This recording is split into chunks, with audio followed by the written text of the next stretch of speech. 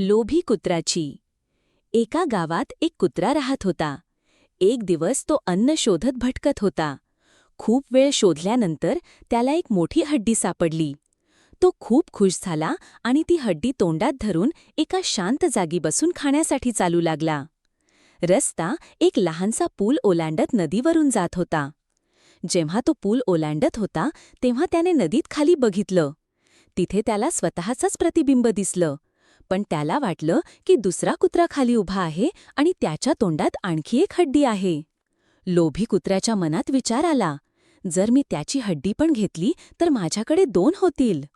त्याने जोरात भुंकायला सुरुवात केली आणि भू भू करताच त्याच्या तोंडातली खरी हड्डी नदीत पडली.